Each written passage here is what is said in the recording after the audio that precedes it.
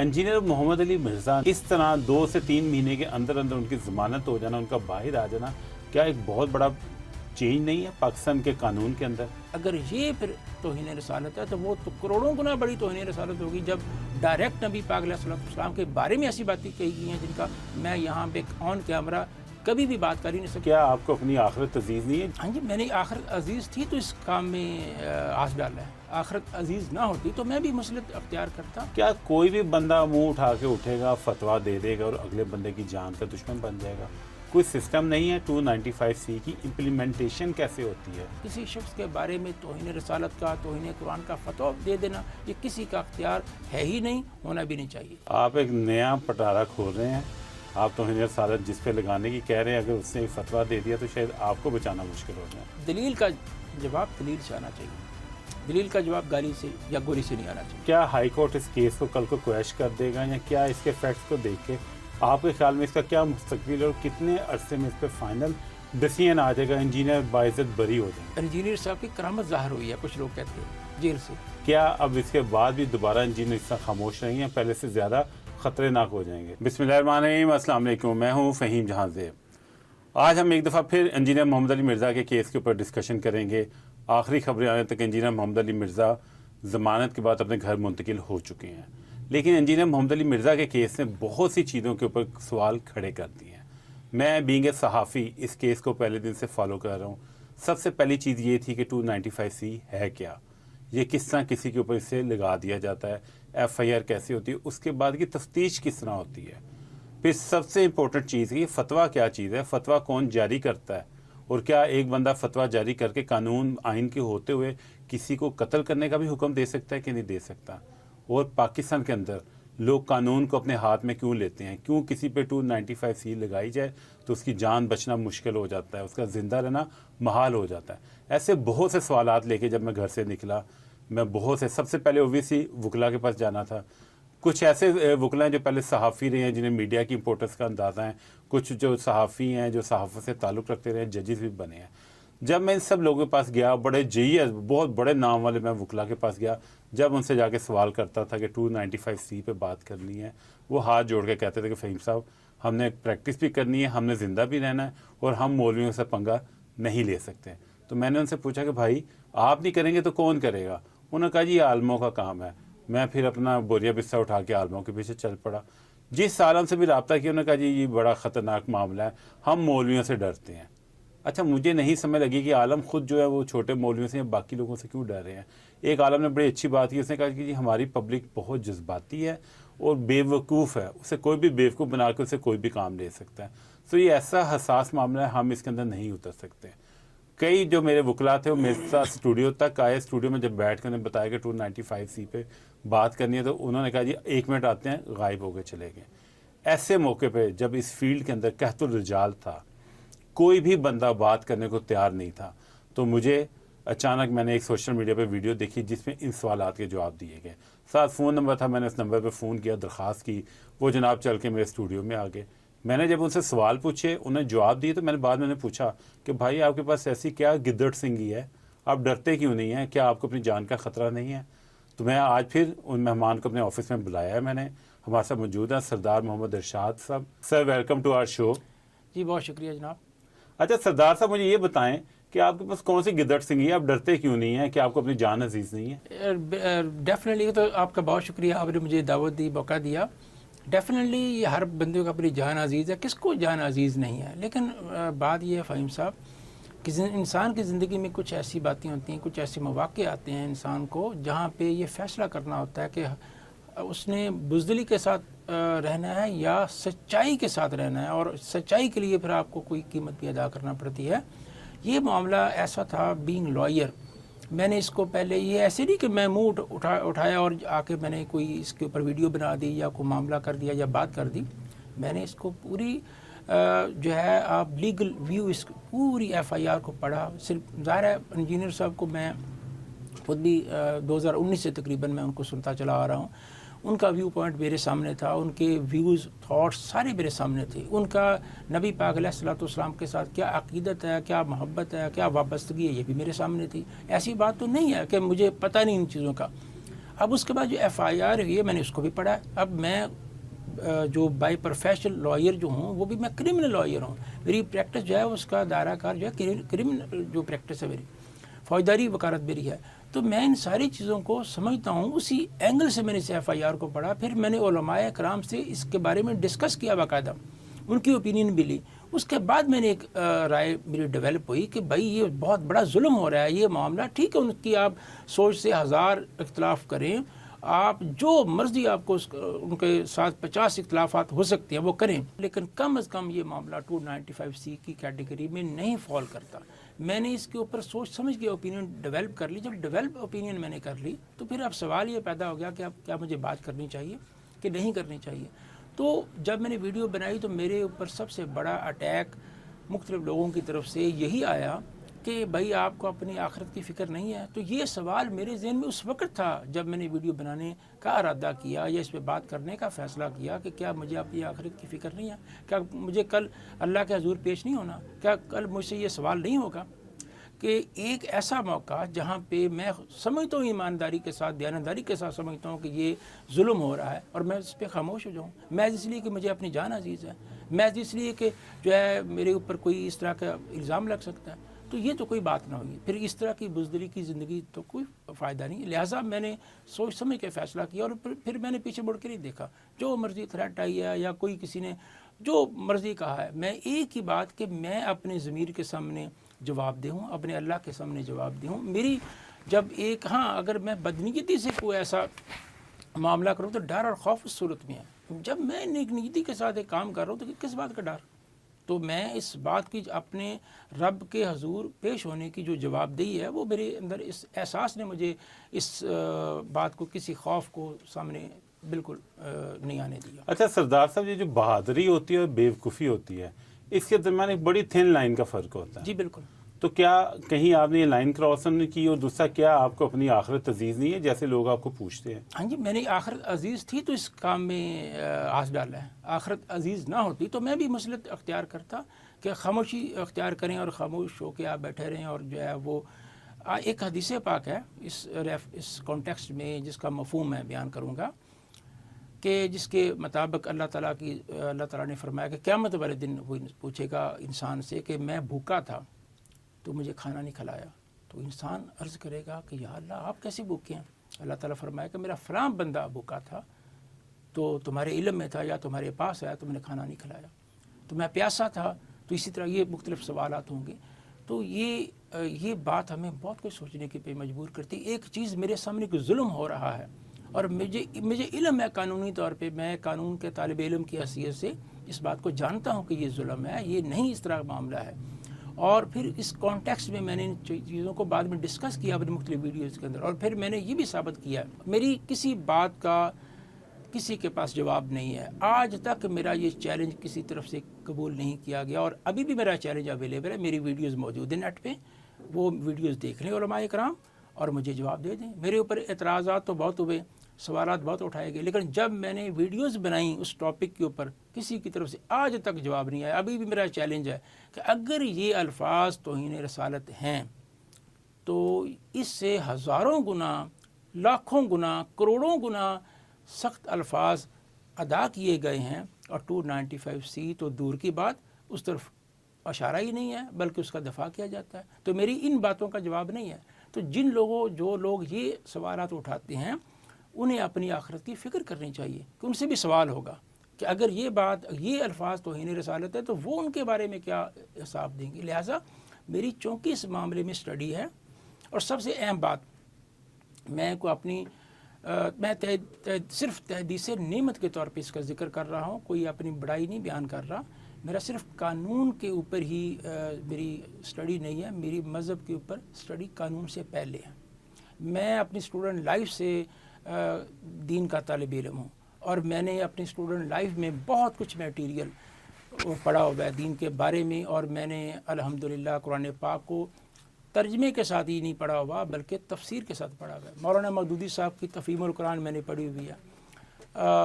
جناب بہرا شریف والے ہمارے پیر کرم علی شاہ الازہری صاحب کی جو تفہیم ہے وہ میں نے, جو ضیاء القرآن جو ہے وہ میں نے اس کا مطالعہ کیا ہوا ہے. تو میں دین کے اوپر بھی میری مکمل سٹڈی ہے، اس وجہ سے مجھے ساری باتوں کا علم ہے کہ اس کانٹیکسٹ میں ساری باتوں کو میں نے دیکھا ہوا ہے.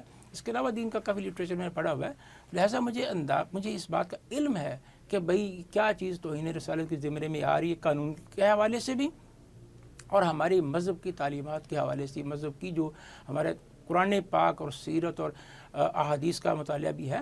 تو لہٰذا مجھے کوئی شک اور شبہ ہی نہیں ہے. جو لوگ میرے اس بات پہ سوالات اٹھاتے ہیں ان کا اپنا دین کا مطالعہ صفر ہے، اور میں نے علماء اکرام سے بات کی، اور کوئی ایسی بات نہیں میں نے اپنی زندگی میں کی کبھی کہ جس کے اوپر میں نے اپنا ویو پوائنٹ ایویں اپنی سٹڈی سے لے لیا. نہیں، کوئی بات ہے تو سب سے پہلے علماء اکرام سے میں رابطہ کرتا ہوں، ان سے کنسلٹ کرتا ہوں. اور اس معاملے میں بھی یعنی کہ میری سوچ اپنی جگہ، اس کو میں نے FIR کو سٹڈی کیا، اس سارے معاملے کو میں نے دیکھا، لیکن پھر بھی میں نے اپنی رائے ڈیولپ کرنے سے پہلے علماء اکرام سے رابطہ کیا، ان کی اوپینین لی. پھر مفتی طارق مسعود صاحب جن کی آن لائن یعنی کہ سامنے میری ویڈیو آئی، ان کو بھی میں نے سنا، اور اس کے بعد میرے ذاتی جو کانٹیکسٹ میں علماء اکرام ہیں ان سے بھی میں نے رابطہ کیا، اور سب کی رائے کے بعد میں نے ایک رائے ڈیولپ کی.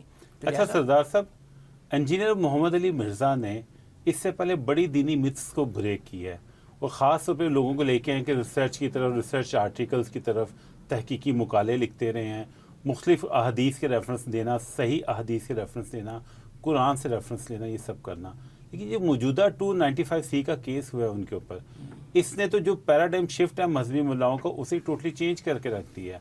اس سے پہلے تو 295C = موت، وہ چاہے بذریعہ پھانسی ہو جائے، وہ چاہے بذریعہ کسی بندے کے اسٹریٹ جسٹس کے طور پہ ہو جائے. لیکن اس طرح 2 سے 3 مہینے کے اندر ان کی ضمانت ہو جانا، ان کا باہر آ جانا، کیا ایک بہت بڑا چینج نہیں ہے پاکستان کے قانون کے اندر؟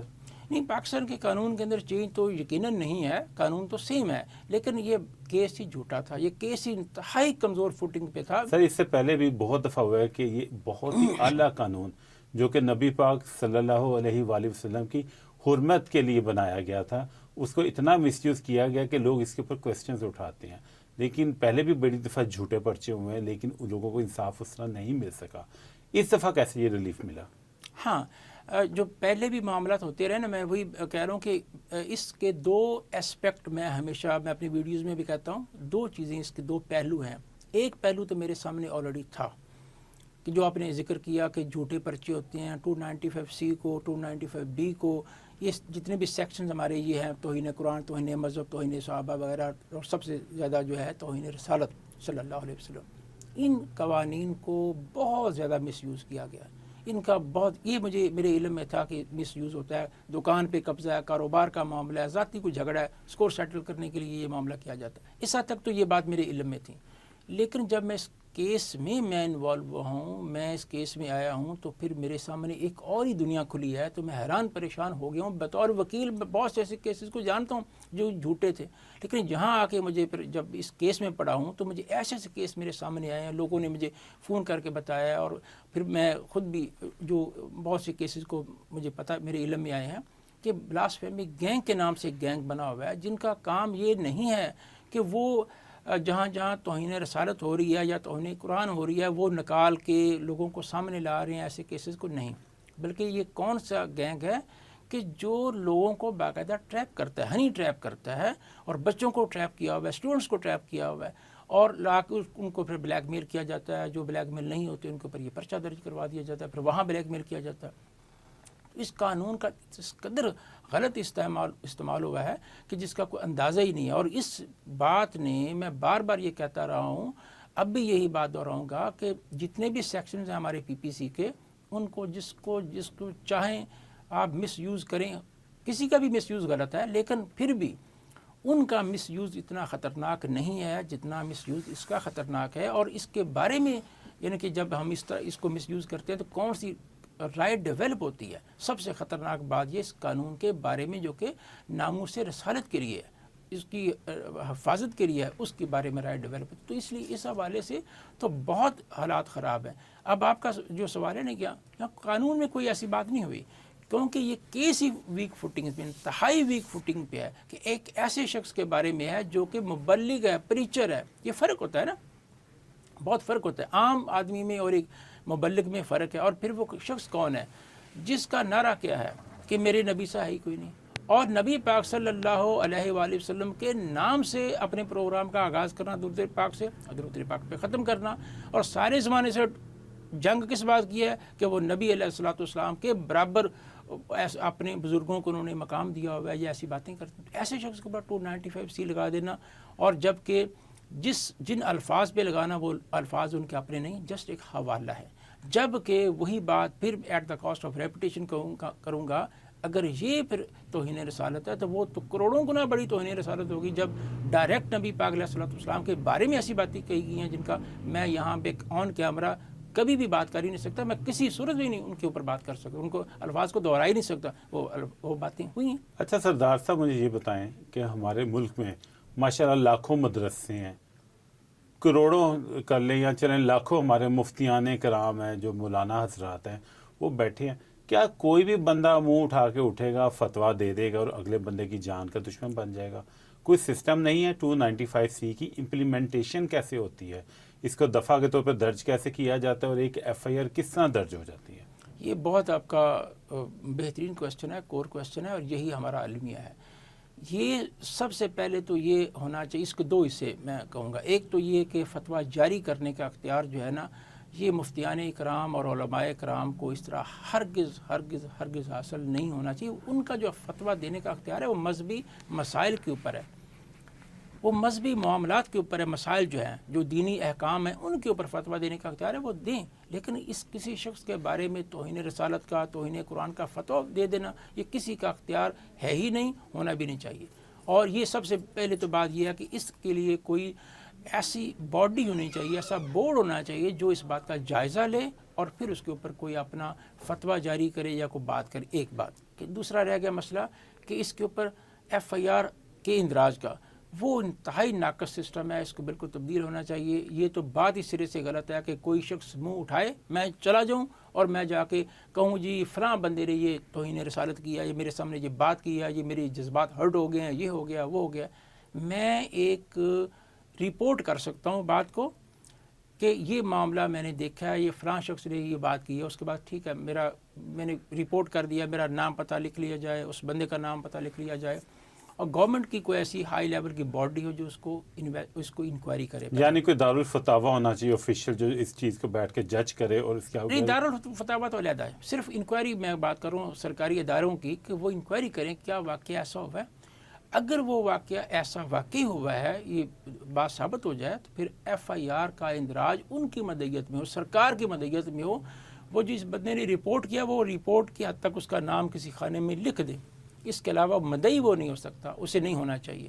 مدعی سرکار ہو، اور وہی کمپلیننٹ جو ہے وہ ظاہر ہے سرکار، اگر پرائیویٹ مدعی ہوگا تو وہ جتھا لے کے آتا ہے، وہ اپنا وکیل کرے گا، وہ اپنی پورا جتھا لے کے آئے گا، وہ کورٹ پہ کو پریشرائز کرے گا، کورٹ کا ماحول خراب کرے. وہ ایسا نہیں ہونا چاہیے. اس نے رپورٹ کر دیا، سرکار نے اس کو انکوائری کی، رپورٹ اس پہ FIR درج ہوگی. اس کے بعد اگلا مرحلہ سرکار اس کو پورے کیس کو پروسیڈ کرے گی. دوسری بات، اگر وہ رپورٹ غلط ہے، اس کی بدنیتی کی بنیاد پہ کچھ دکان مکان کا قبضہ ہے یا اور کوئی فرقہ وارانہ معاملہ ہے، جیسے انجینئر صاحب کے ساتھ معاملہ ہے، بغض کا معاملہ تھا، انجینئر صاحب نے ان کے معاملات کے اوپر کافی کیا، جو بھی سب کے سامنے ہے اس کو دہرانا ضروری ہے. یہ تو معاملہ بھی سب جوڈیس ہے، وہ تو کورٹ ڈیسائیڈ کرے گا. نہیں، میں میری بذات نہیں. اگر وہ معاملہ ایسا نہ ہو تو ایسی صورت کے اندر جس نے یہ شکایت لگائی اس کے خلاف وہی سیکشن لگانا چاہیے جس کی اس نے شکایت لگائی ہے. توہین رسالت کا ہے تو توہین رسالت کا پرچہ اس کے اوپر ہونا چاہیے، تب یہ معاملہ رکے گا. ورنہ جعلی کیسز ہوتے رہیں گے اور جعلی معاملہ سامنے آتے رہیں گے اور ایسی چیزوں سے ہم گزرتے رہیں گے. آپ ایک نیا پٹارا کھول رہے ہیں. آپ توہین رسالت جس پہ لگانے کی کہہ رہے ہیں، اگر اس نے ایک فتویٰ دے دیا تو شاید آپ کو بچانا مشکل ہو جائے. وہ it makes entirely no difference. Fahim صاحب، بات جو سچ ہے وہ میں کروں گا، جو فیکٹس ہیں اس کے اوپر ڈیبیٹ کریں نا، اس کے اوپر بات کریں. دلیل کا جواب دلیل سے آنا چاہیے، دلیل کا جواب گالی سے یا گولی سے نہیں آنا چاہیے. اچھا سر، مجھے یہ بتائیں کہ یہ جو 295C کا کیس انجینئر محمد علی مرزا کے اوپر کیا گیا، اس کی تھوڑی کرونالوجی بتائیں کہ اگست کی 25 تاریخ کو کیا گیا، اس کے بعد کیا کیا معاملات ہوئے، تاکہ ناظرین کو پتہ چلے کہ یہ پچھلے 103-4 دن کے اندر انجینئر محمد علی مرزا کن کن مراحل سے گزرے ہیں، اور یہ کیس اس وقت کس مرحلے پہ ہے، اس کا فیوچر کیا ہوگا. سر، اس پہ بہت سی پراسرار باتیں ہیں، میں ساری تو آپ کے سامنے بیان نہیں کر سکتا. اشارتاً کہوں گا یہ سارا معاملہ شراؤڈڈ ان مسٹری ہے اور بڑے طریقے سے ان کو اس کیس میں پھنسایا گیا ہے اور اس کے پیچھے بہت سی طاقتیں ہیں اور بہت سے معاملات ہیں. 25 تاریخ کو ان کو بہانے سے بلایا گیا ڈی سی آفس سے ڈی پی آفس لے کے جایا گیا. وہاں انہیں بتایا گیا کہ آپ کو 3 MPO کے تحت ہم پہلے کہا گیا صرف کہ ہم نے کوئی بات کرنی ہے سیکیورٹی ایشوز کے آپ آئیں. چلے گئے ڈی سی آفس, وہاں ڈی سی آفس کہ نہیں ڈی پی آفس جانا ہے, وہاں چلے گئے. وہاں انہیں بتایا گیا کہ آپ کو 3 MPO کے تحت ہم نے اریسٹ کرنا ہے کہ یہ معاملہ ہو گیا. وہ اس کے اگلے دن ان کے اوپر FIR کا اندراج ہوا یہ 295C جس سے سارا معاملہ پھر آگے ٹریگر ہوا. اس کے بعد حافظ آباد جیل میں لے جایا گیا, پھر وہاں سے وہ NCCI کا معاملہ ہوا, پھر اس کے بعد اڈیالہ جیل میں وہ چلے گئے.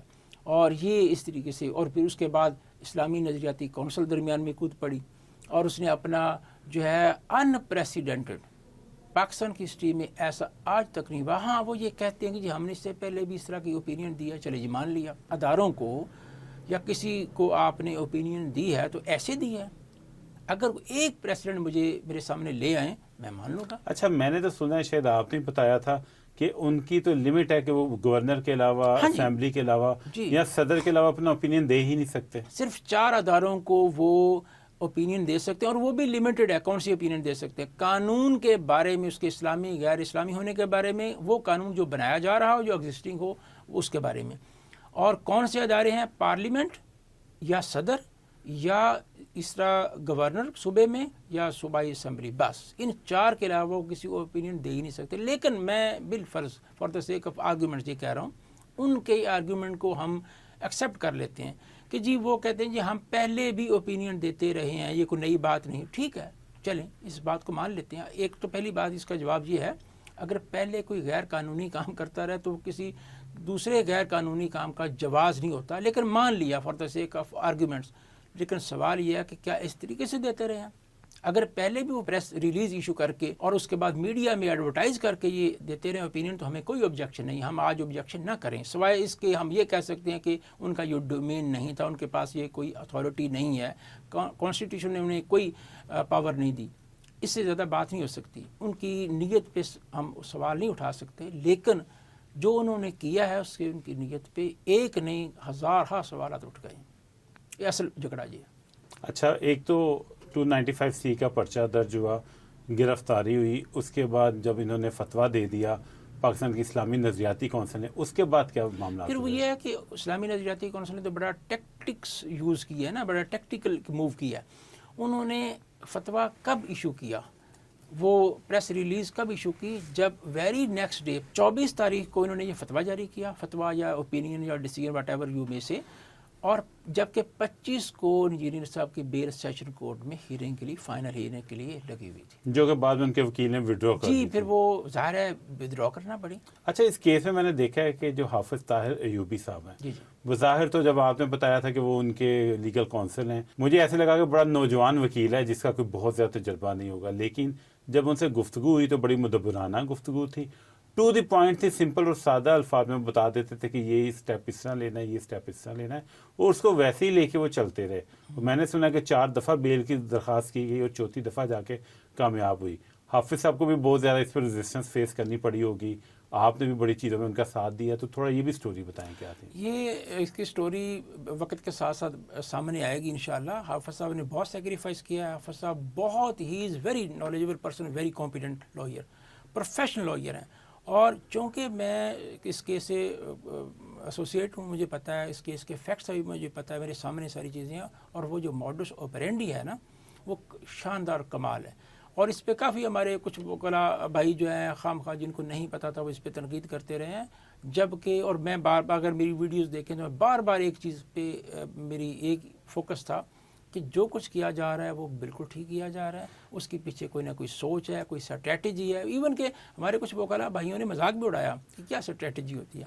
تو یہ ان لوگوں کا ہی نہیں ایسا کیا جن کو اندازہ نہیں ہے. کرمنل کیسز کے اندر ہر کیس ویری کرتا ہے دوسرے سے, کیس ٹو کیس یہ ڈیپینڈ کرتا ہے کہ آپ کا اسٹریٹجی اڈاپٹ کریں گے, کیا آپ کی ڈیفینس لائن ہے, کیسے کیس کو لے کے چلنا ہے. جو کچھ اس میں سینسٹیوٹی انوالو تھی اس کیس کے اندر, جو معاملات تھے اس میں اس سے بیسٹ کوئی اسٹریٹجی نہیں ہو سکتی تھی, اور اللہ کا شکر ہے وہی کامیاب ہوئی ہے. اور حافظ صاحب نے تو کمال کیا ہے ماشاءاللہ، اس میں کوئی شک والی بات نہیں، بہت کمپیٹنٹ ہے اور بڑے اچھے طریقے سے، بڑے کمال طریقے سے انہوں نے پوری اس کیس کو لیڈ کیا ہے اور پروو کیا ہے کہ، اور دوسری بات یہ ہے کہ یہ بھی آپ یاد رکھیں کہ اس نوعیت کا پاکستان میں یہ پہلا کیس تھا اور اس نوعیت کی یہ سب سے بڑی کامیابی ہے۔ اچھا، میں یہاں پہ نا ایک اور چیز آپ کی بھی ان کی بھی کمنٹ کروں گا کہ اس کیس میں بہت سے میں نے ایسے بھی وکلا دیکھے جن کا کوئی تعلق نہیں تھا، لیکن وہ ہر روز اس طرح بیٹھ کے ویڈیو بناتے تھے جیسے کہ وہ خود ترجمان ہیں، خود کیس لڑ رہے ہیں۔ لیکن حافظ طاہر ایوبی بھی، اور آپ نے تو چلیں ڈے بائی ڈے اپڈیٹ دیتے رہے، حافظ طاہر ایوبی بڑا ٹو دی پوائنٹ میڈیا پہ آئے، انہوں نے کوئی میڈیا مونگر کا اپنا پروف نہیں دیا، اور انہیں جو ضروری چیز تھی انفارمیشن پاس آن کرتے تھے اور خاموشی اختیار کر لیتے تھے، چپ کر کے کام کرتے رہے اور کامیاب بھی ہو گئے ہیں۔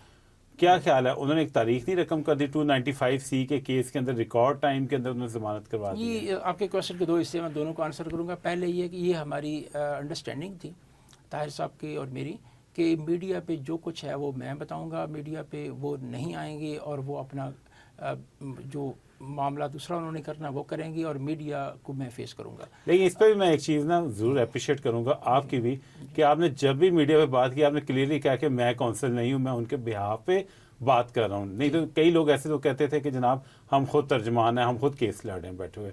یہ کلیئرٹی کیسے قائم رکھی ہے دونوں نے؟ نہیں، یہی تو ایک بات ہے کہ ہماری پوری لیگل ٹیم نے، میں ایک بات آپ کو بائی دا وے درمیان میں ایک بات بتا دوں، جب یہ کیس ہم نے ون کر لیا الحمدللہ اللہ کے فضل و کرم سے، آپ لوگوں کی دعاؤں سے، تو لنچ پہ جب ہم پوری لیگل ٹیم بیٹھی ہوئی تھی، ہم لنچ پہ تو ہمارے ایک جو ہے، بلکہ اس سے پہلے لنچ پہ تو یہ باتیں اور ڈسکس کی، اس سے پہلے میں آفس میں جب بیٹھا تو چند کولیگ، ابھی حافظ صاحب کہیں اور بزی تھے، ابھی آفس نہیں پہنچے، تو ہمارے ایک کولیگ ہیں سینئر ہمارے ساتھ کولیگ شیخ حارث صاحب، بہت کمال، بہت ہی کمپیٹنٹ وکیل ہیں، تو انہوں نے بڑی زبردست بات کی، انہوں نے کہا کہ اس پورے سینیریو میں تمام وکلاء، لیگل ٹیم کے جتنے وکلاء تھے، سب نے کمال ایک جو ہے وہ کہہ لیں کہ ٹیم ورک کے طور پہ کام کیا۔ کبھی کسی نے اس کیس کے اندر کسی ایک ہمارے بھائی نے بھی، ساتھی نے بھی، کولیگ نے کوشش نہیں کی کہ وہ یہ ثابت کرے کہ وہ اپنے آپ کو کچھ پوائنٹ سکورنگ کی کوشش نہیں کی، یعنی کہ ہر بندے نے اپنی جہاں جہاں ہے اس نے اپنی جگہ پہ کام کیا ہے، اور یہی ہماری کامیابی کا راز ہے۔ یہ ان کے الفاظ سے میں نے کہا بالکل شیخ صاحب آپ نے بالکل درست فرمایا، اور یہی بات میں نے پھر ہم لنچ پہ اکٹھے ہوئے تو میں نے سب کے سامنے حافظ صاحب کو بھی یہی بات بتائی۔ تو بات یہ ہے کہ ہماری کامیابی کا ایک سب سے بنیادی وجہ یہ ہے کہ ہر بندے نے جہاں پہ ہے، حافظ صاحب کی بات اگر کریں تو یقین کریں ایک سے زیادہ بار انہوں نے، اور میں نے اس کے بعد جب پوڈ کاسٹ کے ساتھ کی اس میں بھی انہوں نے اس بات کا کنفیس کیا کہ اکنالج کیا، انہوں نے کیا، اور میں نے انہیں کہا کہ میں نے خود آپ سے کئی بار، آپ نے مجھے منع کیا کہ میرا نام نہ لیں، ہم سب اکٹھے ہیں، سب ٹیم ورک ہے، سب کا اس میں کنٹریبیوشن ہے۔ تو اس بات کو میں نے اپریشیٹ کیا، انہوں نے اس بات کو اکنالج کیا، انہوں نے کہ یہ سب کی کنٹریبیوشن ہے، تو اس حوالے سے کمال ان میں لیڈرشپ کوالٹیز، لیڈ انہوں نے کیا جیسے لیڈ کرنا چاہیے، اور ہر بندے نے جہاں جہاں ہے اس نے اپنا رول پلے کیا۔ ایک تو اس حوالے سے حافظ صاحب کا معاملہ چونکہ یہ تھا کہ میڈیا پہ اور اسلامی نظریاتی کونسل کا اگر فیصلہ اس طرح کا ایبرپٹ نہ آتا تو شاید وہ میڈیا پہ آتے ہی نہ، میں ہی میڈیا کے اوپر فیس رہتا، لیکن انہوں نے ایسا معاملہ کیا کہ حافظ صاحب کو پھر وہ خود بھی آگے کچھ بہت سی چیزوں کی کلیریفیکیشن کرنا پڑی، اور بعد میں ظاہر ہے جب ایک بار میڈیا پہ آئے تو پھر لوگوں نے رابطہ کرنا شروع کر دیا، پھر وہ بھی بات کرتے رہے۔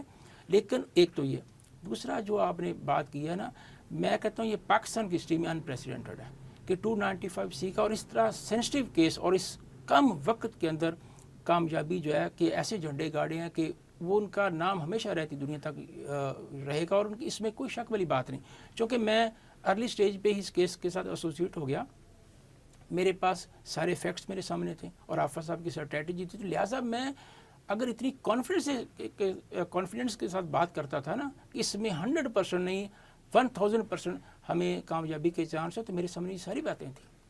یہ ابھی ریسنٹ جب کیس ریمانڈ ہو کے واپس آیا تو میں نے اس کے اوپر ویڈیو بنائی تھی کہ اس میں اب سوال ہی پیدا نہیں ہوتا کہ اس میں ہمیں بیل نہ ملے، اس کا تو سوال ہی پیدا نہیں ہوتا۔ اچھا، آپ کہیں گے کیس جیت لیا، کیا ضمانت ہونا کیس جیتنے کی علامت ہے؟ نہیں، وہ کیس کی حد تک اگر بات کریں گے تو ظاہر ہے وہ کیس تو اپنی جگہ قائم ہے، لیکن اصل مین تو یہ تھا کہ انجینئر صاحب کو باہر لانا، ریلیز کروانا، وہ ہمارا مقصد کامیاب ہو گیا۔ باقی انشاءاللہ ٹرائل بھی کریں گے، کوئی ایسی پریشانی آپ کیا دیکھتے ہیں کہ کیا ہائی کورٹ اس کیس کو کل کو کویش کر دے گا، یا کیا اس کے فیکٹس کو دیکھ کے آپ کے خیال میں اس کا کیا مستقبل ہے اور کتنے عرصے میں اس پہ فائنل ڈیسیژن آ جائے گا، انجینئر باعزت بری ہو جائیں گے؟ نہیں، وہ تو چلیں ٹرائل کا ایک سلسلہ لمبا ہوتا ہے، وہ تو چلے گا جو بھی اس میں. اگر دیکھیں بیل کی سب سے اہم جو معاملہ تھا بیل کا تھا، وہ ہم نے اگر اچیو کر لیا تو ٹرائل بھی انشاءاللہ وہ بھی اچیو کریں گے. کوئی ایسی پریشانی والی ٹرائل کریں گے، کوئی اس میں پریشانی والی بات نہیں ہے.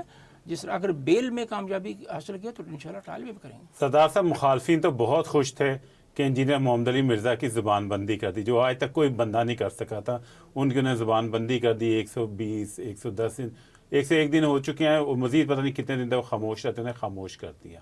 لیکن کیا اب اس کے بعد بھی دوبارہ انجینئر اس طرح خاموش رہیں گے، پہلے سے زیادہ خطرے ناک ہو جائیں گے؟ نہیں، خطرے ناک والی بات نہیں ہے. میں یہ آپ کے پروگرام میں بھی پہلے یہ بات ہوئی تھی غالباً، اور مختلف پوڈ کاسٹ میں یہ مجھ سے کویسچن اکثر کیا گیا ہے کہ اب خطرے ناک ہو جائیں گے. ایسی بات نہیں ہے. انجینئر صاحب نے پہلے بھی جو بات درست تھی وہی کی، اور اگر کہیں کسی جگہ کوئی تھوڑی بہت ہارش بھی ہو گئے تو وہ تو میں توقع رکھوں گا کہ وہ تھوڑا سا وہ بھی لینینسی انہیں شو کرنی چاہیے. لیکن خطرے ناک والی بات تو سوال ہی پیدا نہیں ہوتا. ایسی کوئی بات انہیں کیوں کرنی ہے؟ خطرے ناک والی بات کوئی نہیں. وہ دین کی تبلیغ کا کام کر رہے ہیں، مبلغ ہیں، پریچر ہیں، اور ان کی وجہ سے میں آپ کو بتاؤں کہ یہ میرے علم میں بات اس پہلے بھی اندازہ تھا مجھے، لیکن اس کیس میں جب میں ایسوسیٹ ہوا ہوں تو بہت سی باتیں میرے سامنے آئی ہیں. ہزاروں لاکھوں ایسے نوجوان ہیں، لوگ ہیں جو کہ دین سے بالکل اسی وجہ سے جڑے ہیں، انجینئر صاحب کی وجہ سے. تو وہ تو دین کی خدمت کر رہے ہیں، تو اس میں کوئی خطرے ناک والی بات نہیں. اچھا، میرا اپنا بھی تجربہ یہ ہے کہ جب بھی انجینئر محمد علی مرزا کے حوالے سے میں کوئی ویلاگ کرتا ہوں یا گفتگو کرتا ہوں، آپ کے ساتھ بھی پروگرام کرتا ہوں، تو اس کے اندر جو مجھے فیڈ بیک آتا ہے، پاکستان سے تو لوگ فیڈ بیک دیتے ہی ہیں، لیکن مزے کی بات یہ ہے کہ فیڈ بیک انڈیا سے بہت زیادہ آتا ہے، نیپال سے آتا ہے، سری لنکا سے آتا ہے، اور دنیا کے مختلف ملکوں سے فیڈ بیک آتا ہے. اس سے پتہ چلتا ہے کہ کتنے بڑے لیول پہ انجینئر محمد علی مرزا کو سنا جاتا ہے. اب ان کا سب سے بڑا ایک سوال یہی ہے کہ کیا انجینئر محمد علی مرزا ضمانت کے بعد پاکستان میں رہ پائیں گے کہ نہیں رہ پائیں گے؟ جی رہ پائیں گے، کیوں نہیں رہ پائیں گے. میں تو ڈے ون سے اس بارے میں بڑا کلیئر ہوں. انہوں نے کیا کر لیا ہے کہ وہ نہیں رہ پائیں گے؟ ان کے اوپر ایک جھوٹا الزام لگا، تو جھوٹا الزام لگانے والوں کو تھوڑی سی کچھ ہونا چاہیے، خیال ہونا چاہیے. ان کو جس پہ جھوٹا الزام لگا وہ کیوں، اس کو کیا مسئلہ ہے؟ کوئی ایسا مسئلہ نہیں ہے. تو اس لیے وہ بالکل پاکستان میں رہیں گے اور پاکستان میں ہی اپنی تبلیغ کا کام کریں گے. لیکن کیا انجینئر محمد علی مرزا جو ان کی پہلے والی روش ہے، خاص طور پہ بابوں کے خلاف ان کی جو کیمپین ہے، جو مولویوں کے خلاف بات کرتے ہیں، اسے کنٹینیو رکھیں گے یا کوئی تھوڑی سی میچیورٹی آئے گی ان کی گفتگو میں؟ نہیں، میچیورٹی تو الحمدللہ ان کی پہلے بھی گفتگو میں ہے، لیکن یہ ہے کہ یہ میرا بھی ان کو مشورہ ہوگا کہ وہ تھوڑا سا جو ہے نا وہ لینینسی شو کا اظہار کریں. کہ چلے میں میچیورٹی کو تحمل کی طرف لے آتا ہوں کہ شاید ان کے لیے تھوڑا سا تحمل پیدا ہوگا کہ نہیں؟ جی تحمل پیدا ہونا چاہیے، یہ میں بھی مشورہ دوں گا. اس کی میں ریزن بتاتا ہوں. دیکھیں، ان کے اختلافات ڈگے چھپے نہیں ہیں مختلف فرقوں کے بارے میں، علماء کے بارے میں، لیکن اس سب کے باوجود سب کو علم ہے کہ مفتی طارق مسعود صاحب، حالانکہ ان کے ساتھ ان کے بہت زیادہ اختلافات ہیں، لیکن وہ سامنے دیکھیں انجینئر محمد علی مرزا کے کیس میں نا مفتی طارق مسعود نے اصل میں ون کیا ہے. جی بالکل. انہوں نے نہ صرف یہ کہ سپورٹ کیا بلکہ بہت سے لوگوں کے، ان کے تمام جتنے اسٹوڈنٹس ہیں ان کے دل جیت لیے انہوں نے بیٹھ کے. اس میں کوئی شک اس کے علاوہ بھی دیگر مفتیان ہیں جیسے غامدی صاحب ہیں، باقی بہت سے لوگ ہیں. نام لیں تو ہم شاید ہمارا پروگرام ختم ہو جائے گا، اتنے لوگ آگے آئے ہیں. اور میرا یہ بھی آپ سے ایک سوال ہوگا، اس سوال کا آپ جواب دیں اس کے بعد، کہ کیا ایک ملا جب فتویٰ دے دیتا ہے تو دوسرے ملا اس کے خلاف جب فتویٰ دے دیتا ہے تو دونوں آپس میں نل اینڈ وائڈ ہو جاتے ہیں؟ کیا ہوتا ہے یہ دونوں کی جواب؟ یہی تو ہے. سب سے پہلے تو میں آپ کے پہلے سوال کا جواب دوں گا کہ مفتی جیسے طارق مسعود صاحب سامنے آئے ہیں نا، تو بہت بڑا، میں خود ان سے بڑی انکریجمنٹ مجھے ملی ہے، اور میں نے دیکھا کہ کس طریقے سے انہوں نے سامنے آ کے فرنٹ پہ آ کے جو صحیح بات تھی وہ کوئی حق کو حق بیان کیا، اختلاف اپنی جگہ. اور ایک تو یہ بات، اور بہت سے باقی علماء اکرام نے بھی معاملہ کیا، اس میں کوئی شک والی بات نہیں. دوسرا آپ کا جو کویسچن ہے کہ یہ جو یہی میرا سوال ہے، اگر خطرے والی بات تب ہوتی، یا میرے لیے بھی تب سوچنے والی بات ہوتی کہ اگر ایک ون سائیڈڈ بات ہوتی کہ اجماع امت ہو گیا ہوتا کہ یہ بات توہین رسالت ہے، جب کہ دوسری سائیڈ سے مفتیان اکرام جو ہیں، علماء اکرام سامنے آ کے فتویٰ دے رہے ہیں. مفتی طارق مسعود صاحب ہیں، مفتی کامران شہزاد صاحب ہیں، جناب بریلوی مسلک کے مفتی محمد عابد خان صاحب ہیں. بہت زیادہ میں ان کو اپریشیٹ کرتا ہوں کہ بریلوی ہونے کے باوجود انہوں نے اس حق کی بات کی. تو جب وہ ایک سوچ سمجھ کے ایک رائے دے رہے ہیں، وہ بھی مفتی ہیں، علماء ہیں، دین کا علم انہوں نے پڑھا ہوا ہے، کیا انہیں نبی پاک علیہ الصلوۃ والسلام کی محبت نہیں ہے؟ سر اہل بیت نے، پیروں نے آ کے باقاعدہ اس کے اوپر وہی نا، بولے، انہوں نے بات اس کی ہے۔ لیے یہ تو سوال ہی پیدا نہیں ہوتا کہ انجینئر صاحب کی اس کیس کی حمایت کرنا کسی قسم کی یہ جو ہے دین سے گمراہی ہے یا لا علمی میری ہو سکتی ہے۔ میں ایک وکیل ہوں، عام آدمی ہوں، میں عالم نہیں ہوں، میری لا علمی ہو سکتی ہے، میری رائے سے اختلاف 1000 بار ہو سکتا ہے، لیکن علماء جب یہ بات کر رہے ہیں تو کیا وہ انہوں نے دین کا علم حاصل نہیں کیا ہوا؟ تو ایسی صورت میں سمپل سی بات ہے، اسے ہم اپنی لیگل لینگویج میں بینیفٹ آف ڈاؤٹ دیتے ہیں۔ جب دوسری سائڈ سے بھی بات آ گئی ہے نا تو پھر اس پہ سینگڈ اوپینین ہوتی ہے، ہمیشہ ہوتی ہے۔ سردار صاحب، بینیفٹ آف ڈاؤٹ کے علاوہ کچھ لوگوں نے مجھے میسیج بھی کی ہیں، خاص طور پر نیپال سے ایک بندے نے مجھے سوال کیا، اس نے کہا کہ جناب اللہ کی طرف سے ایک مدد آئی ہے، کیونکہ اسی دوران جو ایک بہت بڑی مذہبی تنظیم ہے جو کہ بیک کرتی ہے ان ملاؤں کو جنہوں نے یہ فتویٰ جاری کیا تھا، اس کے اوپر بھی پاکستان میں پابندی والا ماحول بن گیا، اس پہ بڑی زیادہ سختی ہوئی، جس کی وجہ سے شاید مزید آسانی پیدا ہوگی ڈیسیژن کے لیے۔ کیا خیال ہے آپ کا؟ جی بالکل، اس میں ظاہر ہے فرق تو ہوتا ہے، ان ساری چیزوں کو کنٹریبیوشن ہوتی ہے، بلکہ میں نے تو اس کے پہ ویڈیو ریکارڈ کی تھی جس میں نے یہ کہا تھا کہ انجینئر صاحب کی کرامت ظاہر ہوئی ہے، کچھ لوگ کہتے ہیں جیل سے۔ تو یہ جو لوگ ہیں، یہ ہمارا جو طبقہ ہے، یہ تو ان چیزوں کو کرامات کنسیڈر کرتے ہیں، اس کانٹیکس میں تو یہ کرامت ہی ہے نا۔ سر میں تو کرامت میں اس میں اس لیے بلیو نہیں کرتا کہ ان کے پاس لاکھوں کرامتی ہیں، کوئی بھی آ کے اپنی کرامت کا اظہار کر دے گا۔ میں وہی کہہ رہا ہوں نا، اس کانٹیکس میں نے بات کی لائٹر نوٹ پہ۔ تو یہ جو آپ کا سوال ہے یہ بالکل ٹھیک ہے، ویلڈ ہے۔ یہ ساری چیزیں میں سمجھتا ہوں قدرت کی طرف سے ایک جو ہے یہ بینیفٹ کے لیے یا ایک مدد کے لیے یہ ساری چیزوں نے راستہ ہموار کیا، اس میں کوئی شک والی بات نہیں۔ وہ ان کو ظاہر ہے پھر ان کا زور ٹوٹ گیا، اس حوالے سے ان کو اپنی پڑ گئی، اپنی وہ جو ہے وہ ظاہر ہے، تو یہ چیز تو فرق پڑا۔ کیا انجینئر محمد علی مرزا کی جان کو خطرہ ہے؟ اور اگر ان کی جان کو خطرہ ہے تو اس کے لیے کیا تدبیر کی جائے کہ وہ اپنی زندگی پرسکون طریقے سے گزار سکیں؟ دیکھیں، ان کی جان کو اتنا ہی خطرہ جتنا پہلے تھا۔ پہلے بھی وہ کون سے ان کو جان کو خطرہ نہیں تھا، ان کے اوپر کتنی مرڈر اٹیمپٹ ہو چکی ہیں۔ وہ عام انسان کی زندگی پہلے بھی نہیں گزار رہے تھے، اب بھی ویسے ہی گزاریں گے کہ وہ عام لوگوں کی طرح نہیں زندگی گزار رہے تھے پہلے بھی، اپنے اسی سیکیورٹی تھریٹس کی وجہ سے۔ تو لہٰذا اس کے علاوہ میں کوئی خطرہ نہیں دیکھتا۔ اچھا، آپ نے کہ وہ عام انسانوں کی طرح زندگی نہیں گزارے، جبکہ مجھے جو پتا ہے کہ چھوٹے سے گھر میں اپنے آبائی گھر میں رہ رہے ہیں، موٹر سائیکل پر ٹریول کرتے ہیں جیلم جیسے شہر کے اندر، اور ایک کرائے کے اوپر انہوں نے لے کے رکھی ہوئی ہے اپنی اکیڈمی جہاں پہ وہ کام کر رہے ہیں، وہ تو بہت ہی سادہ زندگی گزار رہے ہیں۔ یہی تو سب سے بڑا مسئلہ ہے۔ علماء کو سب سے بڑا مسئلہ یہ تھا کہ باقی بڑے بڑے علماء کا نام لے کے میں بتا سکتا ہوں، نام نہیں میں لوں گا، لیکن نام لے کے بتا سکتا ہوں کہ انہوں نے اگر اپنے فرقے سے یا کسی خاص فرقے سے ہٹ کے کوئی لائن لی یا کوئی بات کی تو ان کو تھریٹ آ گیا، وہ خاموش ہو گئے۔ انجینئر صاحب کبھی خاموش نہیں ہوتے تھے، کیونکہ وہ اس عام انسانوں کی سے مراد یہ ہے جو آپ بات کر رہے ہیں، وہ بالکل درست ایسے ہی ہے، لیکن چونکہ وہ اس طریقے سے وہ عوامی مقامات پہ یا اس طرح کے کھل کھلا کے اس طرح نہیں ہر جگہ جاتے تھے، تو یہی سب سے بڑا ایشو تھا کہ وہ ان کو تو قابو کرنا بڑا مشکل ہے کہ وہ عام یعنی لوگوں کے نہ انہیں دولت کی عوض ہے، کوئی دولت کی عوض نہیں ہے، پوری لائف ان کی ایک کھلی کتاب کی مانند ہے، لوگ جو مرضی ان کے اوپر ایلیگیشن لگاتے رہیں، سب کے سامنے بات ہے۔ تو لہٰذا یہی تو مسئلہ تھا۔ تو ایک انہوں نے چند الفاظ کا بہانہ ان کو مل گیا اور انہوں نے اس کے اوپر 295C کروا دی، اور تو اس کے علاوہ بات ہی کوئی نہیں۔ اچھا سر، ایک سوال بیچ میں رہ گیا تھا جب ہم بات کر رہے تھے کورٹ کی جو ساری کارروائی ہوئی ہے، اس کے اندر میں نے کہا کہ وہ ان کی زبان بندی کرنے میں کامیاب ہو گئے، لیکن اس میں بھی میں نے سنا ہے کہ ان کے وکیل نے ٹرائی کی کہ چلیں اگر بیل دے بھی رہے ہیں تو کوشش کریں کہ جو قرآن ریسرچ اکیڈمی ہے اس کو بند رکھا جائے۔ یہ کیا معاملہ تھا؟ ہاں جی، جب بیل کا معاملہ کلیئر ہو گیا، جج صاحب نے انہیں مخالف جو ہمارے وکیل تھے وکلاء صاحبان، ان کو یہ پتہ چل گیا کہ بیل تو اب ہو رہی ہے، تو انہوں نے پھر یہی جاتے جاتے کہا کہ چلیں ان کی اکیڈمی بند کر دیں، حالانکہ اس کا بیل پٹیشن سے کوئی تعلق ہی نہیں ہے۔ کسی بھی کورٹ میں، سیشن کورٹ ہو یا ہائی کورٹ ہو، جب بیل کی ہیئرنگ ہو رہی تو بیل سے کنسرننگ معاملات ڈسکس ہوں گے، لیکن انہوں نے یہ کہا، جج صاحب نے اس پہ کہا بھی بھائی یہ میرا کام ہی نہیں ہے، یہ میں کیوں کروں گا، ٹھیک ہے۔ تو پھر انہوں نے اور بھی اس طرح کی ایک اور بھی بات کی، نہیں جی ٹرائل کا تو یہ مسئلہ ہو جائے گا، سیکورٹی تھریٹ ہے، فلاں ہے، ٹھیک ہے، یہ ساری باتیں اندازہ کریں۔ تو بہرحال اس پہ انہوں نے کہا یہ میرا کام نہیں ہے، یہ پولیس کس کام کے لیے، FI کس کام کے لیے، ان کا کام ہے سیکورٹی پرووائڈ کریں۔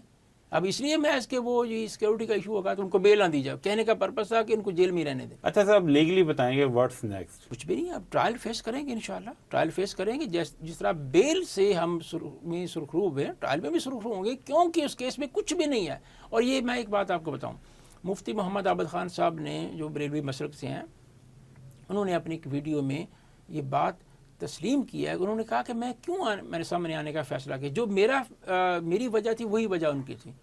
انہوں نے کہا کہ میں نے دیکھا کہ یہ ظلم ہو رہا ہے, یہ بات غلط ہے, تو میں کل جواب دہ ہوں اللہ کی عدالت میں. تو یہ اگر میں نہیں بولوں گا اور ان کو کے اوپر 295C لگ جاتی ہے, یہ ڈیتھ پینلٹی ان کو مل جاتی ہے, تو میں بھی اپنے آپ کو گناہ گار سمجھوں گا. اس میں ایک تو یہ بات. دوسری انہوں نے بات کی کہ انہوں نے کہا میں نے پوری اسٹڈی کیا ساری FIR کو بھی, ان کے کانٹینٹ کو بھی, اور میں اس نتیجے پہ پہنچا کہ ان کی ضمانت ہو جانی ہے. ٹھیک ہے, یہ انہوں نے باہر آ جانا ہے, یہ ایسی کوئی وجہ ہی نہیں ہے یہ ان کے اوپر یہ سزا نہیں ہو سکتی. لیکن ایسی صورت میں انہوں نے کہا پھر ان کے اوپر یہ ایلیگیشن لگے گا کہ بھائی ان کی تو وہی بات ہے نا, خفیہ طاقتیں ان کے پیچھے ہیں اور ان کی ضمانت ہو گئی ہے. تو انہوں نے کہا میں اس چیز کو کلیریفائی کرنے کے لیے, بھائی آپ کا کانٹینٹ ہی کمزور ہے, اس کے اندر کوئی چیز نہیں ہے. تو یہ اس لیے میری بالکل واضح رائے ہے کہ کوئی ایسی بات اس کے اندر ہے ہی نہیں.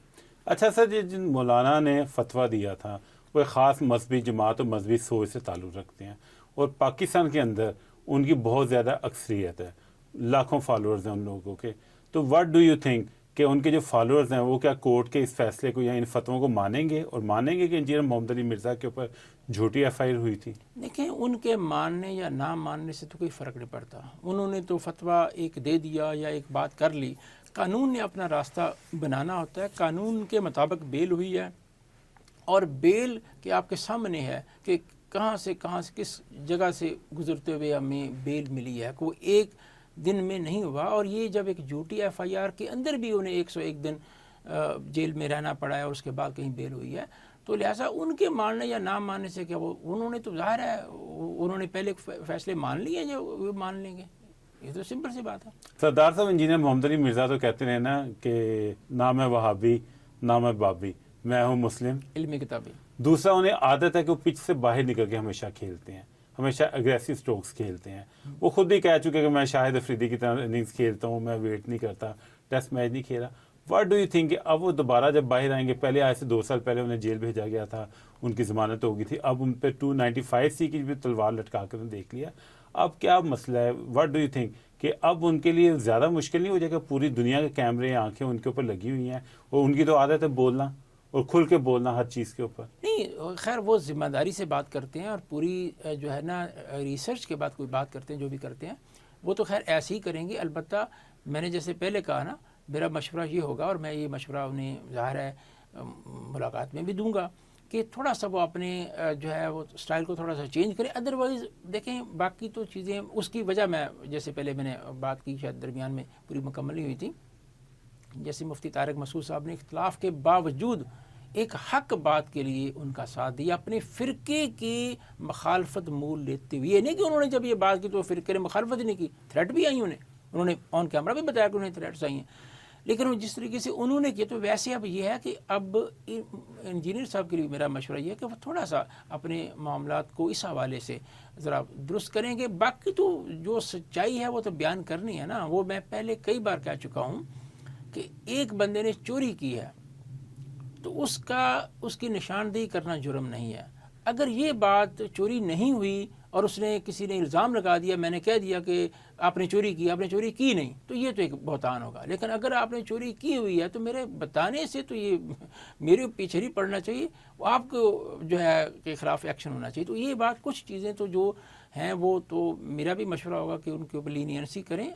ادروائز جو سچائی ہے تو بیان کرنی ہے انہوں نے. اچھا, میرا اپنا بھی تجربہ یہ ہے, میں نے جو پہلی ویڈیو انجینئر محمد علی مرزا کے کیس کے بعد بنائی تھی, اس کا میں نے تھمبنیل یہ رکھا تھا کہ انجینئر محمد علی مرزا کی سزا زہر کا پیالہ یا عمر قید. کیونکہ اگر ہم تاریخ کو اسٹڈی کریں تو ہمارے جتنے پڑھے لکھے لوگ ہیں, کسی بھی مذہب میں وہ رہے ہیں, چاہے وہ گلیلیو ہو, چاہے ہمارے کوئی امام گزرے ہیں, انہیں ہمیشہ یہاں تو زہر کا پیالہ پینا پڑا ہے, یہاں پھر اس کے بعد انہیں اپنے حق سچ پہ قائم رہنے کی وجہ سے عمر قید بھگتنا پڑی ہے. کئی تو ایسے ہیں جو کہ جیل میں رہ کے ان کی زندگی ختم ہوئی, جیسے گلیلیو ہے, مرنے کے 300 سال بعد جا کے पोप ने माना कि भाई हमने उसके साथ ज्यादती की थी बैठ ऐसे के। ही, तो ये तो हमेशा हक पे चलने की सजा मिलती है हक परस्तों को। जी ऐसे ही। और ये बात जब मेरी पहली मुलाकात हुई थी इंजीनियर साहब से जेल में, तो वहाँ पे उन्होंने ये बात मुझे बताई थी कि ये कोई नई बात नहीं है, हक की बात करने के लिए आपको ये सारी सौबतें बर्दाश्त करना पड़ती हैं। और बड़े बड़े आइमा का नाम लेकर उन्होंने बताया था कि उनके साथ क्या हुआ, फलां के साथ क्या हुआ, फलां के साथ क्या हुआ। तो ये तो है, ये तो फिर सच्चाई के लिए आपको कीमत तो देना पड़ती है। अच्छा सर, मुझे ये बताएं कि अब इंजीनियर मोहम्मद अली मिर्ज़ा बाहर आ गए हैं, तो आपका इंजीनियर मोहम्मद अली मिर्ज़ा और उनके स्टूडेंट्स के लिए क्या पैगाम है?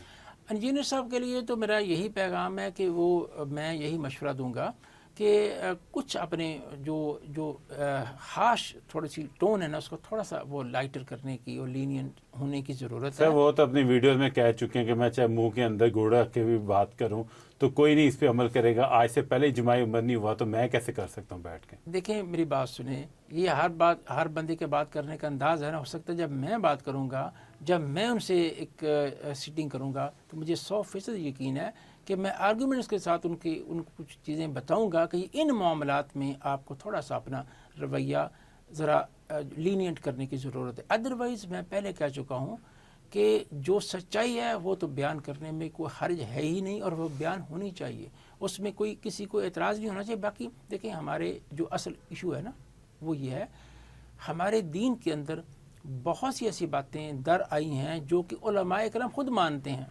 यानी देखें, मोहम्मद अली मिर्ज़ा साहब को एक तरफ रख दें, मेरी राय को भी आप एक तरफ रख दें, उलमाए कराम जो, मैं एग्जांपल देता हूँ आपको, मौलाना मुफ्ती मुनीबुर रहमान साहब बहुत बड़ा नाम है, बहुत काबिल एहतराम है, इसमें कोई शक वाली बात नहीं।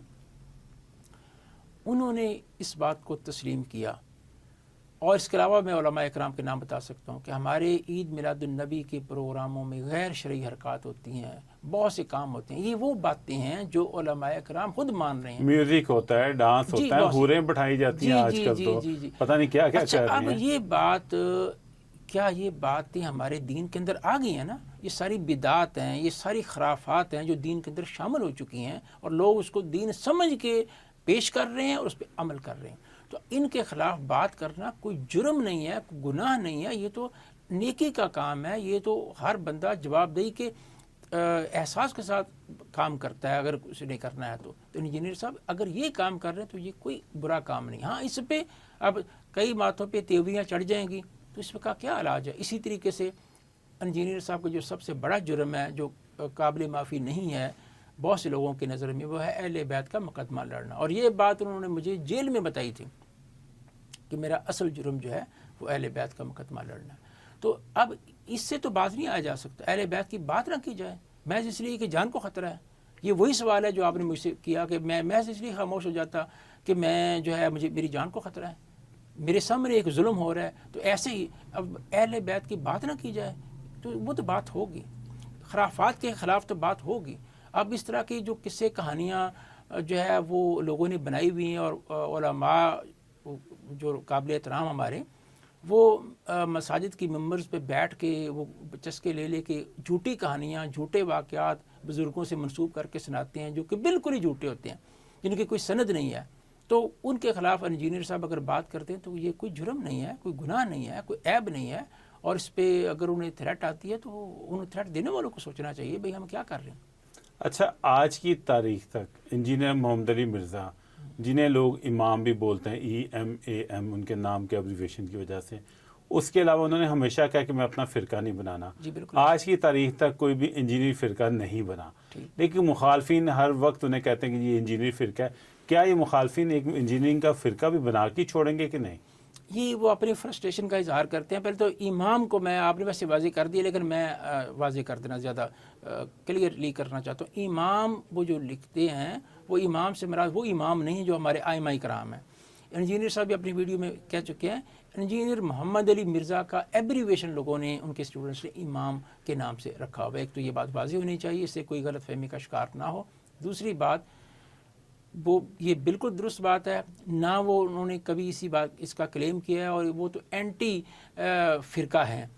ان کے نام پہ اب فرسٹریشن میں مخالفین فرقہ انجینئرنگ کہتے ہیں تو کہتے رہیں اپنی. ہمارے ایک بڑے پیارے پڑھے لکھے دوست ہیں ڈاکٹر سبیہ علی کرام، وہ کہتے ہیں کہ انجینئر محمد علی مرزا خود ایک بابا ہے اور اس نے اپنا ایک فرقہ کھڑا کر لیا ہے.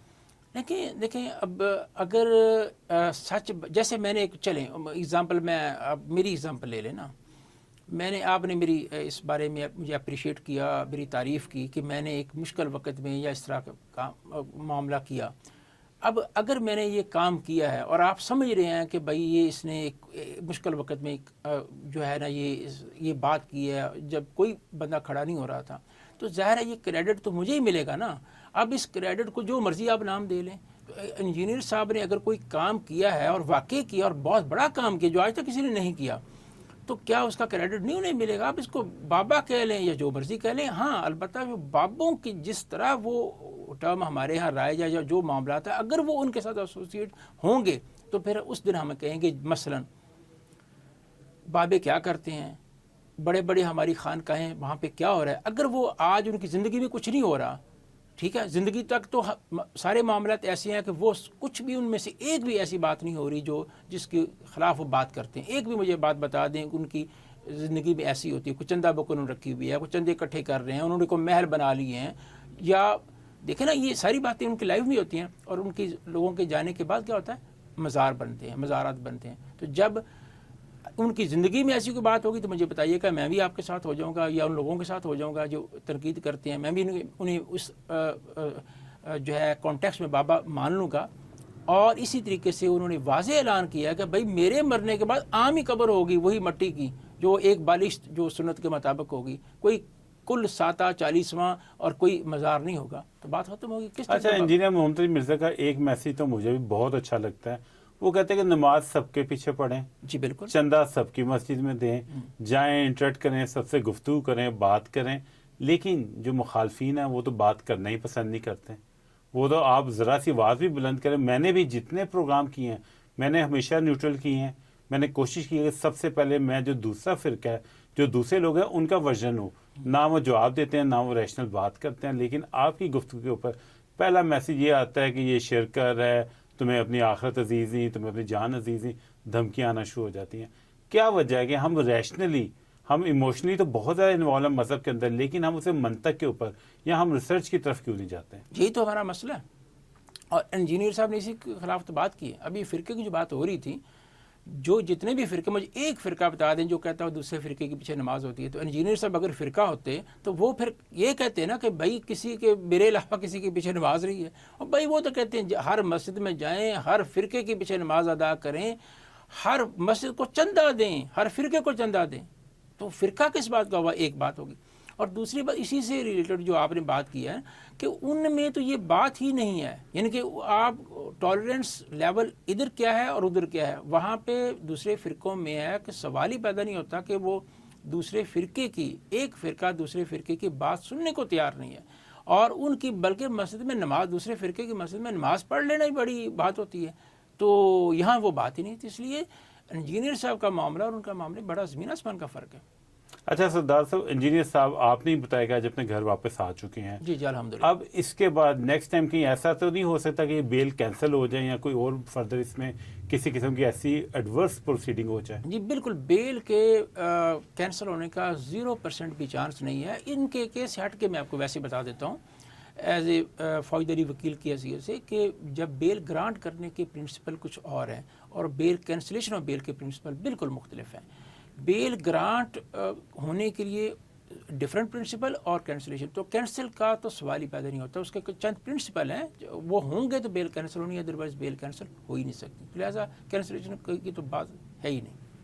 اچھا، آپ نے جو مجھے پہلے بھی بڑا کلیئرلی بتایا ہے، پھر بھی بڑا پرزور سوال ہے تمام اسٹوڈنٹس کا، عوام کا.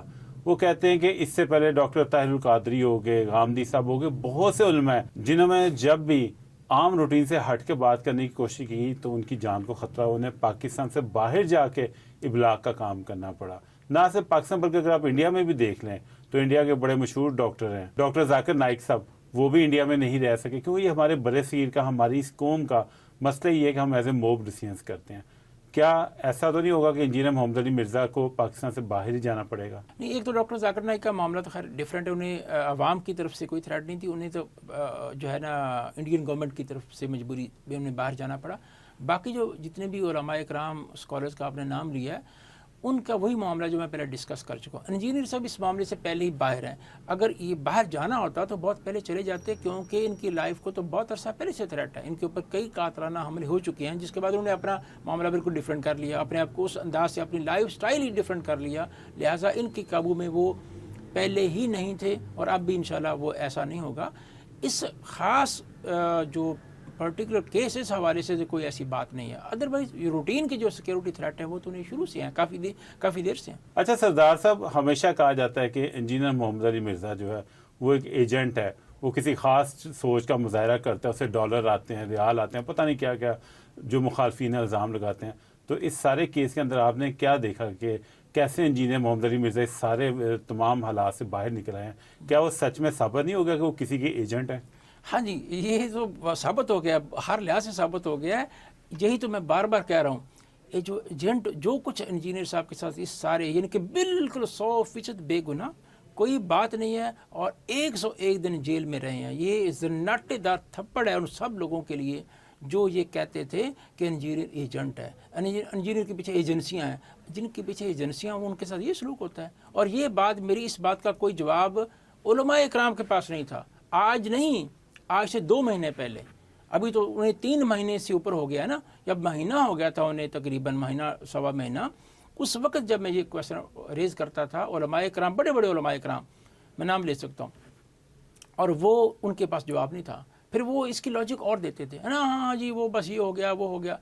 تو آپ اندازہ کریں، کوئی کیس نہیں ہے، کوئی بات نہیں ہے، اور جس چیز کے اوپر کیس بنایا گیا اس سے بڑی بڑی باتیں اس وقت جو ایگزسٹنگ ہمارے علماء کرام ہیں ان کے اوپر ایسے ایلیگیشن ہے. کسی کے اوپر 295 نہیں لگی، میں نام لے کے بتا سکتا ہوں. انہوں نے توبہ کی، توبہ قبول ہوئی ہے ان کی، رجوع کر لیا، رجوع مان لیا کیا. اور انجینئر صاحب کے بارے میں سوال ہی پیدا نہیں ہوتا. اور اگر ایجنسیاں ہوتی، آپ سمجھتے ہیں کہ یہ 101 دن جیل میں رہتے ہیں، یعنی کہ 101 دن ایک جگہ ہماری جوتیاں گھس گئیں، ٹوٹ گئیں. ایجنسیاں اکثر اپنے ایجنٹوں کو ہیرو بنانے کے لیے وقتی طور پر انہیں اس طرح کی سزا دے دیتی ہیں تاکہ وہ اور زیادہ ابھر کے سامنے آئے. بات یہ ہے، جو کانسپائریسی تھیوریز ہے نا، ان کا تو کوئی علاج ہی نہیں ہے. وہ ہمارا خطہ ویسے بھی کانسپائریسی تھیوریز کے لیے بڑا رچ ہے. وہ تو جو مرضی کہانی آپ، یہ انجینئر صاحب اگر 3 سال بھی خدا نخواستہ جیل میں رہتے تو 3 سال بعد بھی یہی بات ہو جانی تھی کہ یہ سارا کچھ جو ہے اس لیے کیا گیا، ان کو ہیرو بنانے کے لیے کیا گیا. تو مجھے تو پتہ ہے نا کہ معاملہ کیا ہے. یہ ایک بالکل 100% بے بنیاد جھوٹے کیس میں ایک بندہ بے گناہ، جس کو میں نہیں کہہ رہا، علماء اکرام کہہ رہے ہیں، اور اس مسلک کے علماء اکرام بھی کہہ رہے ہیں، جس مسلک کے لوگوں نے ان کے اوپر یہ کیس بنایا، وہ کہہ رہے ہیں کہ بھائی یہ کیس نہیں بنتا، نہیں ہے. اس کے باوجود سر مخالفین کہتے ہیں کہ پوری قوم کا ہیرو، سب سے بڑا جو پوری قوم کا سب سے مشہور جو لیڈر ہے، جو پولیٹیکل لیڈر ہے، وہ اڈیالہ جیل میں بیٹھا ہوا ہے ایک چھوٹے سے کیس کے اوپر. جی بالکل. اور انجینئر محمد علی مرزا اتنے بڑے کیس میں گیا ہے اور وہ 100 دنوں کے اندر باہر آ گئے. یہ کیا ایجنٹ ہونے کا ثبوت نہیں ہے؟ نہیں، وہ کانوٹیشن ڈفرینٹ ہے، آپ ان کو کانٹیکسٹ ڈفرینٹ ہے. اگر انجینئر صاحب بھی یا خان صاحب جن کا آپ ذکر کر رہے ہیں وہ بھی سیم دونوں کے اوپر ایلیگیشن ہوتا تو پھر اس کے بعد یہ بات کمپیریزن بڑھتا تھا. یا یہ بھی اسی قسم کے معاملات کے اندر جیل میں ہوتے اور باہر آ جاتے تو پھر ہم یہ کہہ سکتے وہ بالکل ایک ڈفرینٹ سیناریو ہے. یہ بالکل ڈفرینٹ سیناریو. ہاں یہ آپ کہہ سکتے ہیں کہ وہ بھی قوم کا انتہائی پاپولر لیڈر ہے، اور یہ بھی ایک یعنی مذہب کے حوالے سے پاپولر ہیں. تو یہ تو درمیان میں قدر مشترک ہے. اس کے علاوہ دونوں کا بالکل ڈفرینٹ معاملہ ہے. یعنی وہ قوم کے کپتان ہیں، یہ مولویوں کے کپتان ہیں. مولویوں کے لیے آپ کہہ لیں کہ مذہب کے حوالے سے کپتان ہے. مولوی تو مانتے ہی نا کپتان، وہ مان لیں تو بات ہی ختم ہو جائے. علمی کتابی لوگوں کے کپتان. ہاں جی، علمی کپتان ہے. اچھا سردار صاحب، میں پھر اب کنکلوڈ کرتے ہوئے اپنی گفتگو کو میں اگین اپریشیٹ کروں گا کہ آپ نے اس کروشل مومنٹ کے اوپر، جبکہ کوئی بھی عالم، جو میں نے ابھی گفتگو کا آغاز کیا تھا، کوئی بھی بڑا وکیل، ایون کوئی ایسا بھی وکیل کہ جو بڑے دھڑلے سے کہتا ہے کہ میں ہر جگہ پہ جا کے نا سر دے دیتا ہوں، میں نہیں ڈرتا کسی چیز سے، ہر بندے نے کہا کہ فہیم صاحب ہمیں اس چیز سے باہر رکھیں. اس کمرے میں آ کے لوگ اٹھ کے چلے جاتے ہیں جب 295C یا انجینئر محمد علی مرزا کا نام لیا جاتا تھا. میں ایسے موقع پہ آپ کی بہادری کو ضرور کمنٹ کروں گا کہ جس چیز کو آپ سچ سمجھتے ہیں آپ اس کے ساتھ کھڑے رہے ہیں. تو دعا کروں گا، امید کروں گا کہ آپ اس چیز کے ساتھ قائم رہیں. ضرور ڈٹے رہیں اور اللہ ہماری پوری قوم کو، خاص طور پہ تمام عالموں کو ہدایت دے کہ تاکہ ایک دوسرے کے اوپر الزام لگانے کی بجائے آپس میں سر جوڑ کے بیٹھیں، کیونکہ یہ ان کی ذمہ داری ہے جو مذہب کے اندر انہوں نے اتنی تفریق پیدا کر دی ہوئی ہے. یہ ان کی ذمہ داری، خاص طور پر انجینئر محمد علی مرزا کی اب ذمہ داری ہے. انجینئر محمد علی مرزا میرے خیال سے دنیا کے اندر سب سے بڑے تمام تھریٹس دے کے آ چکے ہوئے ہیں. اس کے بعد تو کوئی چیز ایسی نہیں تھی جو انہیں فیس کرنی پڑے. اب میرے خیال سے ان کے لیے بھی ضروری ہے کہ وہ اس چیز کو دیکھیں کہ اللہ نے انہیں کس کام کے لیے پیدا کیا، چاہے وہ ایجنٹ ہیں نہیں ہیں، لیکن وہ جو کام کر رہے ہیں وہ کام تو ٹھیک ہے. مذہب کی وہ پراپرلی ابلاغ کر رہے ہیں مذہب کا اور ود ریفرنسز کر رہے ہیں. تو میرے خیال سے ضروری ہے کہ ایک وہ بھی اپنے ریفرنسز پہ آئیں، آپ جیسے بہادر دوست جڑے رہیں، اور جو لوگ مخالفین ہیں ان کو بھی ساتھ جوڑیں. جب مفتی طارق مسعود جیسے لوگ ان کی مدد کے لیے آ سکتے ہیں اور ایسے برے وقت پہ آ سکتے ہیں، شاید آج اگر مفتی طارق مسعود اور باقی علماء نے آواز نہ اٹھائی ہوتی تو کیا خیال ہے، یہ ضمانت ہو سکتی تھی؟ جی بالکل، میں اسے اتفاق کرتا ہوں. 100 علماء کرام کا بہت بڑا رول ہے، اور سب سے زیادہ جن کا ہے، جن کو کریڈٹ جاتا ہے، وہ مفتی طارق مسعود صاحب ہیں. مخالف ایک بالکل نقطہ نظر سے تعلق رکھتے تھے اور سب سے پہلی آواز وہ تھے. اور وہ مفتی طارق مسعود وہ شخص ہے جو کہ ان کی مخالفت میں جیل میں آیا، جیل میں آئے تھے، ویڈیو ریکارڈ کروائی، لیکن جب برا وقت آیا تو انہوں نے بھی حق کا ساتھ دیتے، بارش کا پہلا قطرہ بنے. اور میں نے خود ویڈیوز دیکھی ہیں ان کے اپنے مسلک کے علماء کی، وہ انہیں بہت برا بھلا کہہ رہے، ایجنٹ کہہ رہے ہیں، پتہ نہیں کیا کیا انہیں کہہ رہے ہیں، لیکن اس کے باوجود وہ آخری وقت تک، اور باقاعدہ انہوں نے کہا ہے، ببانگ دوہر کہا ہے کہ میری مخالفت اپنی جگہ پہ. اگر انجینئر پہ آپ نے کوئی کیس ہی بنانا ہے تو اور بڑی چیزیں کیس بنانے کے لیے، ضروری نہیں کہ آپ اس طرح کا بہانہ تراشیں اس کو بیٹھ کر. تو ان کی ہمیں اس ایفرٹ کو اپریشیٹ کرنا چاہیے. بالکل، اس میں کوئی شک والی بات نہیں. وہ ہیں، پھر اس طرح صحافی حضرات ہیں ہمارے جو ہے، جنہوں نے فرنٹ پہ آ کے بات کی ہے، اور شاہ زیب خان زادہ صاحب ہیں، اعزاز سید صاحب ہیں، ارشاد بھٹی صاحب ہیں، جنہوں نے بہت دلیری کے ساتھ اور کانسٹنٹلی کئی ویڈیوز اس پہ بنائیں، کئی ویلاگس کیے، اور علماء کرام سے اپیل کی کہ آپ سامنے آئیں اور اس طرح کے معاملات کریں. تو اس میں کوئی شک والی بات نہیں ہے. سردار صاحب آپ کو بہت شکریہ، آپ نے اگین آج ٹائم دیا، اور امید ہے کہ اب ان معاملات کے اندر کوئی مزید بہتری پیدا ہوگی. جی بہت شکریہ آپ کا، آپ نے دعوت دی، میں آپ کا بہت زیادہ مشکور ہوں. جناب، میں سردار صاحب کا شکریہ ادا کرنے کے بعد تمام اسٹوڈنٹس کا، باقی لوگوں کا بھی شکریہ ادا کرتا ہوں کہ انہوں نے اس سفر میں ہمارا ساتھ دیا. ہم جو جستجو کرتے رہے اس 295C کو سمجھنے کے لیے، اس برے وقت کو سمجھنے کے لیے، کیونکہ میرا پہلے دن سے ایک ہی سوال ہے کہ اگر انجینئر محمد علی مرزا کی طرح کے پڑھے لکھے مبلغ کے اوپر اتنا برا وقت آ سکتا ہے تو ہم لوگوں کو تو پتہ ہی نہیں ہے، ہمیں تو گستاخی کی حدود و قیود کا ہی نہیں پتہ. ٹھیک ہے، ہم ہر چیز کے اوپر آنکھیں بند کر کے علماء کی بات پہ عمل کرنے کو تیار ہو جاتے ہیں، لیکن کیا یہ علماء کا فرض نہیں بنتا کہ وہ بھی آپس میں بیٹھ کے ڈیسائیڈ کریں کہ انہوں نے مذہب کو کوئی ہتھیار نہیں بنانا، ایک دوسرے کے خلاف استعمال نہیں کرنا، اس کے تقدس کی خود حفاظت کرنی ہے. اگر آپ کو ہمارا کنٹینٹ پسند آیا ہے تو ہمیں ضرور لائک اور سبسکرائب کریں، اور اگر آپ اس کنٹینٹ سے ڈس ایگری کرتے ہیں تو اپنی رائے کا ضرور اظہار کریں. اور اس کے علاوہ اگر کوئی بھی کسی بھی فرقے سے کوئی بندہ گفتگو کرنا چاہتا ہے تو ہمارا پلیٹ فارم اویلیبل ہے. آپ دھمکیاں دیتے ہیں، آپ تھریٹ کرتے ہیں، آخرت یاد کرواتے ہیں، بھائی آئیں، آ کے ہمارے سامنے بیٹھیں، سامنے بیٹھ کے بات کر لیں. اگر آپ کی منطق ہمیں سمجھ آ جائے گی تو ہم آپ کی بات مان لیں گے. ہم نے تو یہی سیکھا ہے، یا کسی کے ہو جاؤ یا کسی کو اپنا بنا لو. سو تفرقہ ختم کریں، آپس میں محبت کریں، اور ایک ایسا معاشرہ قائم کریں جس میں ہم تمام مسلمان بینگ اے مسلمان مل جل کے رہ سکیں. بہت شکریہ.